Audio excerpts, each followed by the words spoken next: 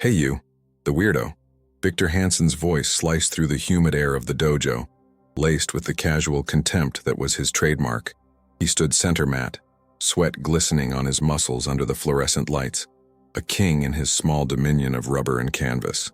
His finger pointed unhesitatingly to the far corner of the room, where a man meticulously, repetitively, cleaned the floor. How about a little fun, you and me? Now. A ripple of muffled laughter spread through the other. Students at Apex Martial Arts Academy, youngsters like Aiden and Taeyang Meijia, who saw in Victor not an athlete but a god of combat. The man in the corner, Samuel Becker, didn't stop immediately. The mop moved in perfect arcs, overlapping by exactly the same measure with each sweep. A ritual of order in a world of chaos. Only when the current arc was completed did he pause, slowly straightening his back. Samuel was 28, and in the 3 years he'd worked there, he'd never imagined his sanctuary of predictable routines and sounds muffled by his headphones would become a stage for his public humiliation. He was just the quiet janitor, the man who avoided eye contact, whose presence was as constant and unobtrusive as the scent of disinfectant in the air. To everyone there he was invisible, until the moment he became a convenient target. Victor, impatient with the silence, took a step forward. What's the matter? Cat got your tongue? Or are you too busy counting dust motes? More laughter. Head instructor and gym owner Charles Berg Jankowski watched from his desk, an amused smirk on his face. To him, it was just harmless fun, a little entertainment to break the monotony of the evening training. After all, what could happen?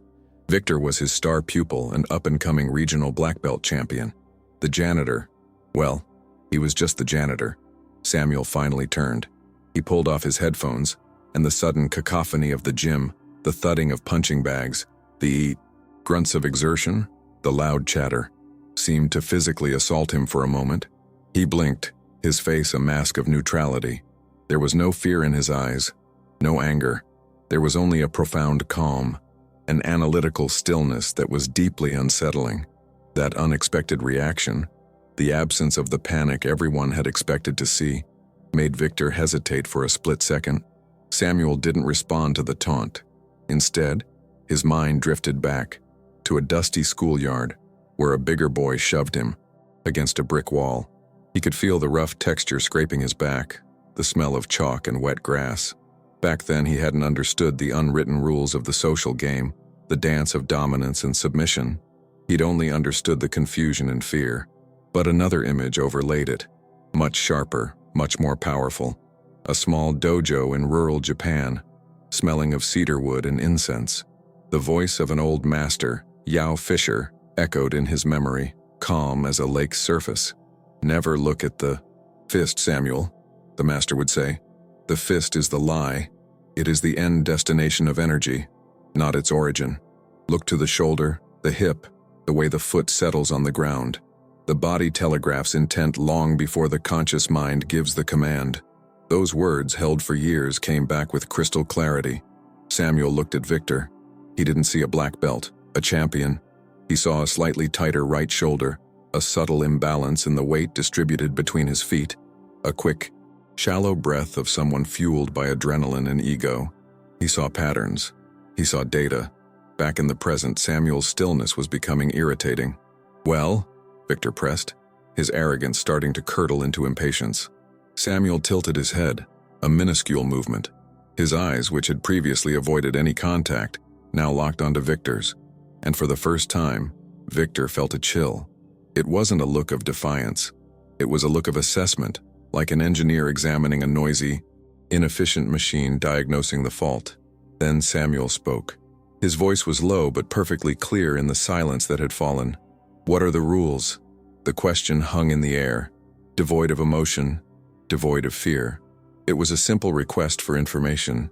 The simplicity and calmness of that question were more shocking than any shout of protest or plea for mercy. The crowd fell silent, the amusement suddenly giving way to a strange curiosity. To them, it was a janitor about to be annihilated by an elite fighter. But to those who knew what to look for, Samuel Becker's gaze held the serenity of a grandmaster, observing a novice's first move. Here, under the weight of all those dismissive stares, He stood firm as one who guarded a secret too powerful to reveal before its time.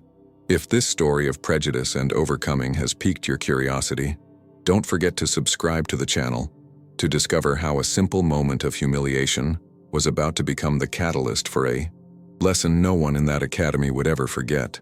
Samuel's response caught Victor off guard. He'd expected pleas, apologies, perhaps even tears. The calm acceptance of the challenge threw him off balance, and to regain control, he resorted to cruelty. "Rules?" he scoffed, a forced laugh echoing through the dojo. "There are no rules for you. The only rule is survive." He turned to his friends, who laughed in approval. Humiliation was the goal, physical pain merely a bonus. Charles Jankowski, the IF owner, finally intervened, but his words only worsened the situation. "Just light sparring, Victor. Don't break our janitor, he just waxed the floor." The sentence was delivered as a joke, reducing Samuel to an object, a piece of furniture inconvenient to replace. The boss's indifference was perhaps more cutting than the aggressor's malice. Victor's contempt intensified. He strode to a locker, pulled out a GI, the martial arts uniform, and tossed it onto the floor at Samuel's feet. The thick, white fabric landed with a dull thud. "Put this on. I don't want my hands getting dirty with your work grime." It was a spare uniform, clearly too large, more a prop in the humiliation pageant Victor was orchestrating. As Samuel bent to pick up the GI, Victor grabbed his phone. The students closest could see him typing a message to a group of friends. "Recording this, it's gonna go viral. #freakshow, #janitor knockout." The cruelty wasn't enough. It had to be documented, shared, turned into entertainment for an unseen audience. Samuel walked to the locker room without a word. Inside, he didn't rush. With the same precision he cleaned the floor, he removed his work clothes, folding his shirt into a perfect rectangle, then his pants, placing them carefully on a bench. His movements were deliberate, economical, almost ritualistic. To Victor, who watched from the doorway, this slowness was further proof of Samuel's inferiority. "Look at him. He even folds his trash clothes," he whispered to Aiden. "His brain must be as slow as his movements." But in the quiet of the locker room, Samuel's mind was anything but slow. It was processing, analyzing, and crucially, remembering. Another flashback, deeper this time. He was a 10-year-old boy newly arrived in Japan with his family. The world was a whirlwind of sounds, smells, and customs he couldn't decipher. Autism made social interaction a minefield of indecipherable codes. His father, a diplomat trying to help his son find an anchor point, took him to a small dojo tucked away on a quiet Kyoto street. The place was run by an elderly master named Yao Fisher. Master Yao didn't see a troubled child. He saw a mind capable of extraordinary concentration. He noticed how Samuel could spend hours watching dust motes dance in a sunbeam, or how he memorized the complex patterns of the wood grain on the floor. He didn't try to force Samuel into the mold of a traditional karate fighter. Instead, he taught him something different. It wasn't an art of attack, but of perception. It was a discipline based on physics, leverage, and, above all, using an opponent's energy against them. A fusion of Aikido and Jiu-Jitsu principles, adapted to the unique way Samuel saw the world. "Brute force is a noisy river, Samuel," Master Yao would say. "It's impressive but predictable. True mastery is like the wind. You don't see it, only its effects. You don't confront it, you guide it." That dojo became his universe. The forms, the katas, were routines that soothed his mind. The mat was a space where the rules were clear and the physics unfailing. It was a place where his brain, which struggled with the nuances of human conversation, could thrive in the certainty of biomechanics. This was his secret skill, his special interest, a world he'd left behind when his family returned, but which had never left him. Samuel's motivation for stepping onto that mat was not pride or anger. It was something far more fundamental. The Apex Martial Arts Academy, despite its boisterous clientele, had become his new sanctuary. The routine of cleaning, organizing, restoring order at the end of each day was his way of maintaining balance. Victor and his arrogance were not just a personal insult. They were an intrusion of chaos into his ordered universe. He wasn't fighting to defend himself. He was fighting to restore harmony. As Samuel emerged from the locker room, the oversized GI hanging loosely on his lean frame, Silence. Fell once more. He walked onto the mat, his bare feet making a soft sound on the material. He didn't assume a fighting stance. He didn't raise his fists. He simply stood, hands at his sides, feet parallel, perfectly still. Victor let out a loud, incredulous laugh. "You don't even know how to stand? This will be quicker than I thought." He got ready, bouncing from foot to foot, a predator savoring the moment before the strike. Every new humiliation only strengthened something within Samuel that his tormentors couldn't see. A quiet power fed by the very injustice they sought to inflict. What those privileged people didn't know was that every act of disdain was merely sharpening a weapon they were incapable of seeing. Samuel Becker's mind. The signal to begin wasn't a gong or a shout, but Victor's smirking advance.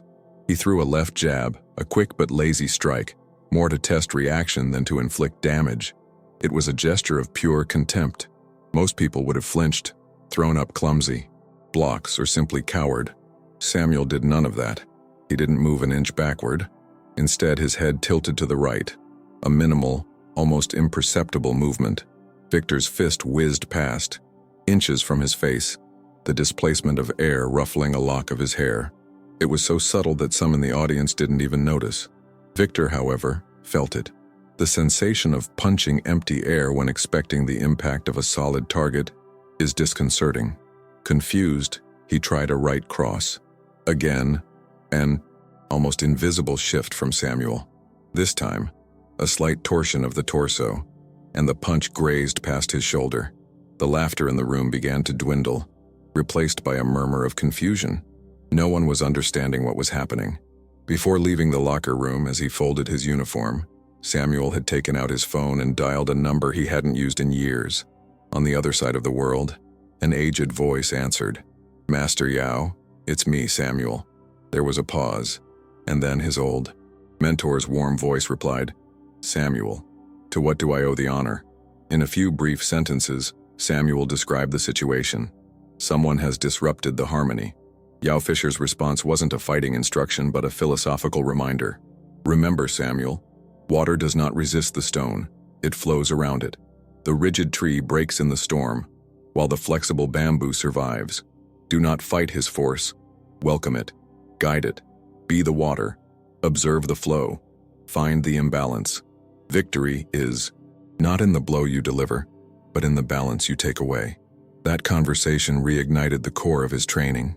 He wasn't there to fight Victor. He was there to dance with physics. Victor, now visibly annoyed, stopped playing. "Stop dancing and fight, you coward," he yelled, his voice echoing frustration. He was still trapped in the narrative he'd created. He was the fighter. Samuel was the victim. Samuel's bizarre luck in evading was just that, luck. He sent a quick text to Aiden, who held the phone to record. "The weirdo's slippery. Gonna finish this now." He changed his tactic, switching from punches to kicks. A quick, powerful side kick was aimed at Samuel's ribs. The move was strong, but it also created a total commitment of Victor's balance. Samuel saw it. He saw the moment Victor's entire weight was shifted onto a single foot. He took a small step to the side and Victor's leg whistled past where he had been. Carolina Rodriguez, one of the dojo's more serious students, watched with growing intensity. She leaned towards her friend Lena Vo. "He's not scared," she whispered. "He's calculating. Look at his eyes." It was true. Samuel's eyes weren't fixed on Victor. They were constantly moving, scanning, absorbing information. He was reading Victor's body language like an academic reads an ancient text. Every muscle twitch, every shift in weight, every breath was a word in a sentence that told a story of intent. The crowd was now in complete silence. The circus atmosphere had dissipated, replaced by a palpable tension. They didn't know what they were watching, but they knew it wasn't what they expected. They were witnessing an anomaly, a break in the dojo's natural hierarchy. The janitor wasn't getting beaten. He was somehow inexplicably unharmed. Victor's frustration reached boiling point. He let out a roar of anger and launched into a full-on assault, a combination of punches and kicks meant to overwhelm his opponent. He finished with a high, roundhouse kick, a flashy, powerful technique. For the first time, Samuel moved his hands, but not to block. As Victor's leg swept up, Samuel stepped asterisk in asterisk towards the danger, not away from it. With one hand, he gently guided Victor's ankle upward and to the side. With the other, he gave a light touch to his opponent's supporting hip. It wasn't a blow. It was a nudge, applied at the exact point of imbalance. The force of Victor's own kick, now with no target, and his center of gravity, compromised, did the rest. Victor spun in the air uncontrollably and landed flat on his back on the mat, a tangle of limbs and bruised ego. A collective gasp rippled through the room. There were no cheers, only shock. Victor scrambled up quickly, his face a deep red, a mixture of fury and absolute humiliation. A black belt, a champion, taken down by a janitor without landing a single blow. The logic of their world had been turned upside down. "No more games!" he bellowed, his voice hoarse with rage. He lunged forward, no longer a martial artist but a cornered animal, his intent clearly to injure. Under the weight of all those gazes that had once been mockery and were now shock, Samuel remained calm. But those watching closely would notice his focus had shifted. He was no longer just observing, he was preparing to act. The storm Victor Hansen had invoked was about to turn against him in a way no one in that room could predict. Victor's charge was pure fury. All the technique, all the discipline that had earned him his black belt, was abandoned in favor of wild, sloppy aggression. He became predictable, an open book written in capital letters. His movements were wide, his breathing ragged, his balance compromised before he even threw the first punch. He was a noisy river, exactly as Master Yao had described. Charles Berg Jankowski, who had thus far watched with detached amusement, now looked genuinely concerned. What had started as a joke was spiraling dangerously out of control. "Victor, that's enough, stop it now," he yelled, but his voice was lost in the roar of his star student's rage. Victor ignored the command. His ego was in tatters, and the only way to mend it was through violence. He wound up for a right hook, a wild haymaker, putting all his weight and frustration into the swing. It wasn't the move of a martial artist. It was the punch of a bar brawler. And it was exactly what Samuel had been waiting for. This was the final imbalance, the offering of energy he couldn't refuse. The moment Victor's fist began its arc, Samuel didn't step back. He stepped asterisk in asterisk. He moved asterisk inside asterisk the arc of the punch, a place where the blow had no power, the calm eye of the storm. The movement was so fluid, so contrary to all instinct of self-preservation, that it seemed to defy logic. As he flowed with the energy of Victor's punch, Samuel's body rotated. In one smooth, unbroken sequence, his left hand met Victor's wrist, not to hold, but to guide. His right hip made contact with Victor's. He used no force of his own. He became a fulcrum, a lever. Using the full momentum of Victor's desperate attack against him, Samuel executed a perfect asterisk, irimi naj asterisk, an entry throw that is the embodiment of Aikido philosophy. To the spectators, it looked like magic. Victor Hansen, the nearly 200-pound champion of muscle and fury, was suddenly airborne. His feet left the mat, his body describing a graceful, terrible arc over Samuel's shoulder. He landed on his back with a dull, heavy thud that reverberated through the silent dojo. The impact knocked the wind from his lungs with a guttural sound. The silence that followed was absolute. It was a heavy, dense silence, pregnant with disbelief. No one moved. No one breathed. The proof of what had happened wasn't on a scoreboard or in a judge's decision. It was in the indelible image of Victor Hansen, the predator, lying on his back on the mat, gasping, staring at the ceiling lights with the glazed eyes of shock. Samuel's victory wasn't won with strength, but with superior intelligence, a grasp of physics and movement that made Victor's strength training look primitive. The entire fight had been an exercise in data collection, a diagnosis, and the result was conclusive. Victor lay on the floor, not just physically defeated, but utterly demoralized.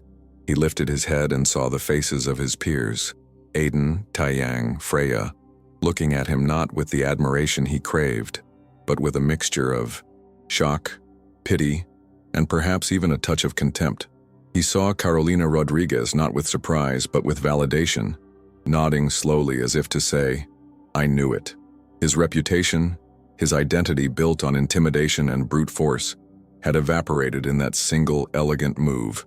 He had lost everything he valued, his status, the fear he inspired. the respect of his peers. He had been exposed. Samuel didn't celebrate. He made no triumphant poses.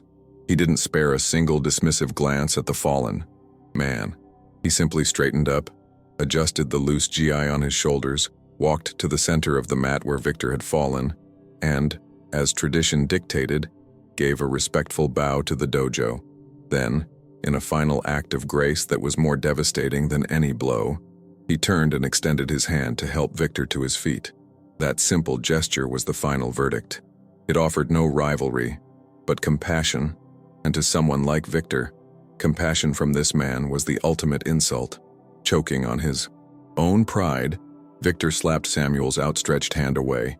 He scrambled to his feet clumsily and, without looking at anyone, bolted from the dojo, the sound of his humiliating flight the only noise in the room.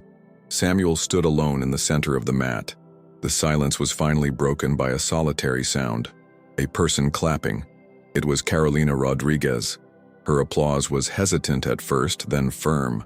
Lena Vo joined her, and then, like a wave, the rest of the dojo followed suit, a resounding applause filling the space. Charles Berg Jankowski approached Samuel, his face a mask of astonishment, shame, and awe. "My God, son," he managed, his voice a whisper. Where did you learn to do that?" In the center of that hall where discrimination disguised as arrogance had once reigned, a new reality was now taking shape. The question was no longer what had happened, but why no one there had been able to see what was right in front of them all along. In the days that followed Apex, Martial Arts Academy was a different place. The story of what happened spread like wildfire, first among the students, then throughout the local martial arts community. Samuel Becker, the janitor, became a silent legend. Charles Jankowski, in an attempt to redeem himself and no doubt capitalize on the situation, offered Samuel an instructor's position, complete with a generous salary. He envisioned special classes, Becker's philosophy, intuitive self-defense. Samuel, to everyone's surprise, politely declined. His goal had never been fame or recognition. He didn't want to teach. He wanted to restore order, and order had been restored. He simply asked to continue his work. However, everything had changed. He was no longer the weirdo. Students now greeted him with a respectful bow. They called him Samuel-san. They left the space impeccably clean after training, not out of fear, but out of a profound respect he had never asked for, but had undeniably earned. Charles, accepting his decision, formally apologized to Samuel in front of the entire class and gave him a lifetime, free membership to the academy. Samuel accepted with a simple nod. He found a new kind of peace, one where his sanctuary was not just clean, but also safe. That night, he sent a short message to his old master. "Harmony has been restored, Master Yao." The reply came the next day. "Harmony was never lost, Samuel. It was just waiting for you to reveal it." As for Victor Hansen, he never returned to the dojo. The shame was too heavy a burden to carry. The video Aiden had recorded with the intention of mocking Samuel did leak, but its effect was the opposite of what was intended. It didn't become a viral joke about a janitor getting beaten. It became a viral lesson on how arrogance is brought down by humility. Victor became a cautionary tale. His sponsors dropped him, and he was pulled from upcoming competitions for unsportsmanlike conduct, stripped of the identity he had built on intimidating others. He was left with the vacuum of his own shattered ego. In his attempt to destroy Samuel's dignity, he had only managed to pulverize his own. The most profound change, however, was in the dojo's culture. Toxic competitiveness gave way to a more genuine pursuit of martial discipline. A few days later, Carolina Rodriguez approached Samuel as he polished the wooden floor. She didn't ask about the fight. Instead, she said, "Samuel-san, I've always noticed, but never asked. How do you see the patterns in the wood grain like that? It's almost like a map." Samuel stopped working, looked at the patterns she pointed to, and for the first time, smiled openly. He began to explain, and an unlikely friendship was born, based not on physical prowess, but on a mutual respect for observation and the beauty found in details. The story concludes with a powerful reflection on the true nature of strength. Strength lies not in colored belts, bulging muscles, or trophies on a shelf. It lies in inner, balance in unwavering focus and in the quiet dignity of understanding oneself and the world around you. Samuel's autism was not a disadvantage in that confrontation.